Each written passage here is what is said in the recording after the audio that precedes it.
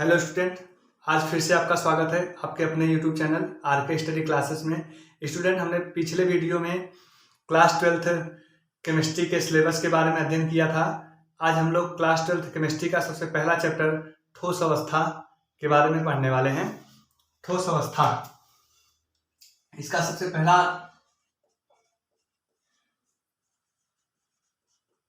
ठोस अवस्था solid state. इस चैप्टर का सबसे पहला टॉपिक है द्रव्य। इसको इंग्लिश में बोलते हैं मैटर।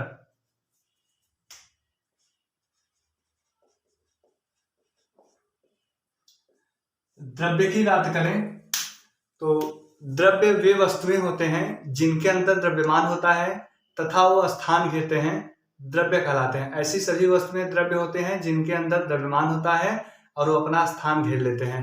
यहां हम लिख दे रहे हैं, वे वस्तुएं जिनके अंदर द्रव्यमान होता है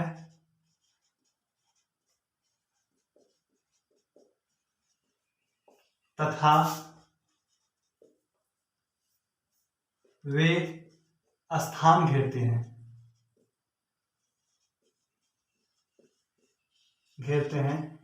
द्रव्य कहलाते हैं।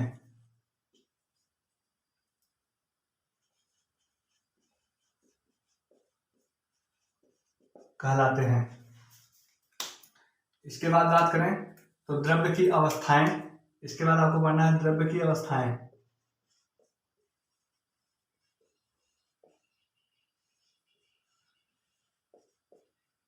State of matter.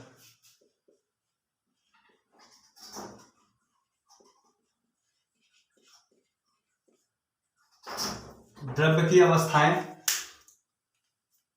आप लोग द्रव्य की कुल 5 अवस्थाओं के बारे में जानते होंगे और आपके सिलेबस में केवल 3 ही अवस्थाओं के बारे में पढ़ना है।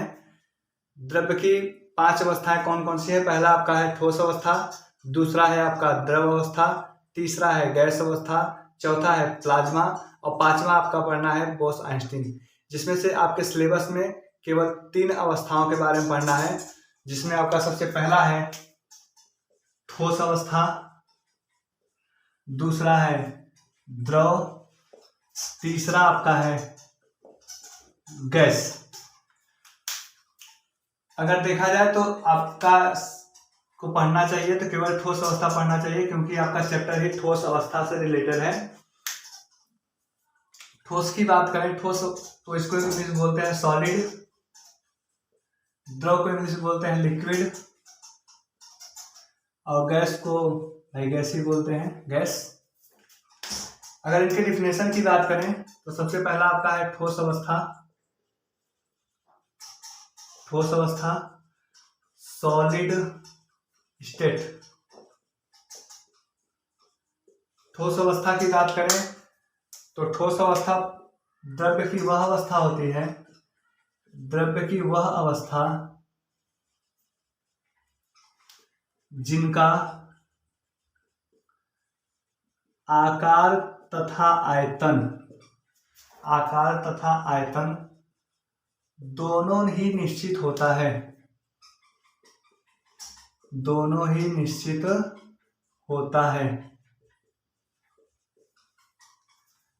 ठोस अवस्था द्रव्य की वह अवस्था होती है जिसमें द्रव्य का आकार भी निश्चित होगा और आयतन भी निश्चित होता है। गैस द्रव की बात करें, द्रव अवस्था की बात करें, लिक्विड स्टेट,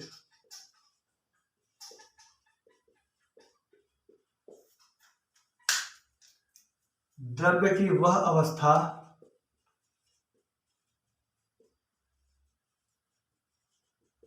जिनका आयतन निश्चित परंतु आकार अनिश्चित होता है,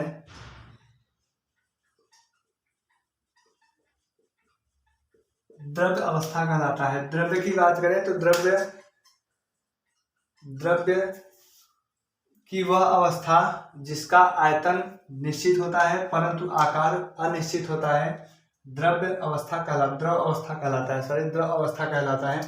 फॉर एग्जाम्पल बात करें, अगर मान लीजिए हमने एक गिलास पानी लिया है, एक गिलास हमने पानी लिया और इस पानी का आयतन है लगभग 100 ml। 100 ml हमने पानी लिया। अब इस पानी को हमने किसी कटोरी में रख दिया। अब ये पानी इस कटोरी के आकार का हो जाएगा। आपका वाटर जो है, आपका वाटर 100 ही ml रहेगा। ऐसा नहीं है कि 100 ml है ग्लास में तो कटोरी में जाने के बाद 500 ml हो जाएगा, ऐसा नहीं है। तो 100 ml जल है, लेकिन आपका जो आकार है वो किसका हो गया, कटोरी का।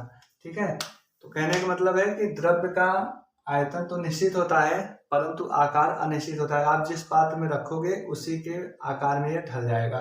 गैस की बात करें, अगर आप इसका स्क्रीनशॉट ले लीजिए। अगर हम गैस अवस्था की बात करें,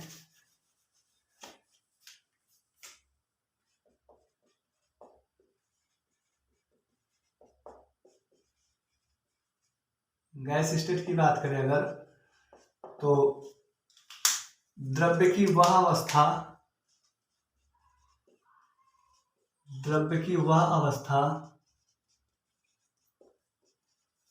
जिनका आयतन व आकार दोनों अनिश्चित होता है, गैस अवस्था कहलाता है। ये आपका हमने द्रव्य के बारे में पढ़ा, द्रव्य की कितनी अवस्थाएं होती हैं। फिर से एक बार देख लीजिए। द्रव्य वे वस्तुएं होते हैं जिनका द्रव्यमान होता है और वे स्थान घेरते हैं, द्रव्य कहलाते हैं। द्रव्य की 3 अवस्थाएं होती हैं, जिसमें आपका सबसे पहला है ठोस अवस्था, दूसरा है द्रव अवस्था, तीसरा है गैस अवस्था। अगर नॉर्मली देखा जाए तो प्रेजेंट टाइम में आपके द्रव्य की 5 अवस्थाएं हैं, जिसमें आपका पहला ठोस है, दूसरा है द्रव, तीसरा है गैस, चौथा है प्लाज्मा और 5वां है बोसाइंस्टीन। ठीक है, तो आपके सिलेबस में केवल 3 अवस्थाओं के बारे में पढ़ना है, जिसमें आपका सबसे पहला टॉपिक था ठोस अवस्था, जिसमें हमने बताया कि ठोस अवस्था द्रव्य की वह अवस्था होती है जिसका आयतन और आकार दोनों ही निश्चित होता है। द्रव की बात करें, द्रव का आयतन निश्चित होता है परंतु आकार अनिश्चित होता है। गैस की बात करें तो गैस का न ही आयतन निश्चित होता है और न ही आकार निश्चित होता है, दोनों अनिश्चित होते हैं। ये आपका हो गया। अब बात करते हैं, आपका अगला टॉपिक है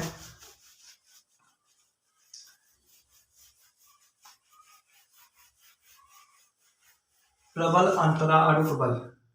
नेक्स्ट टॉपिक आपका है प्रबल अंतरारूप बल।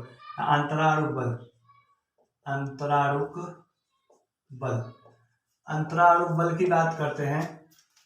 Intermolecular force.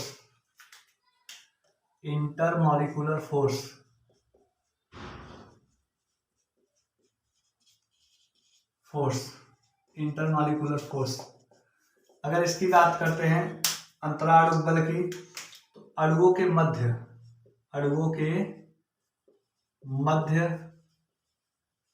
लगने वाले बल को अंतरारूप बल कहते हैं।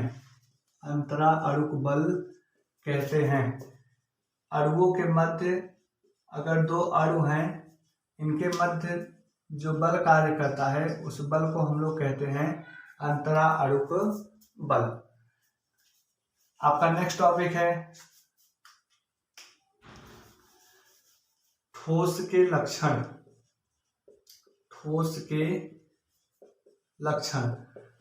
प्रॉपर्टीज ऑफ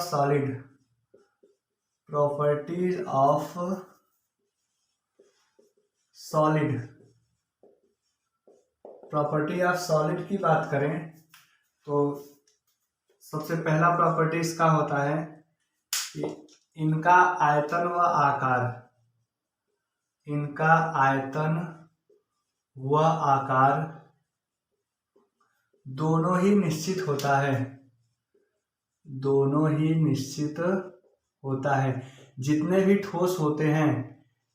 जितने भी ठोस होते हैं उनका आयतन और आकार दोनों ही निश्चित देखने को मिलता है।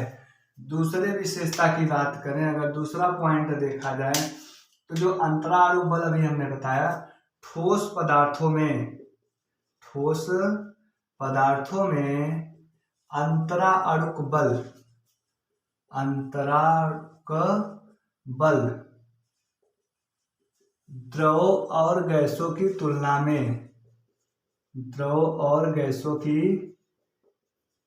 में प्रबल होता है। आप लोग देखे होंगे जो ठोस होते हैं, ठोस के अवयवी कण काफी पास पास होते हैं इस तरह से।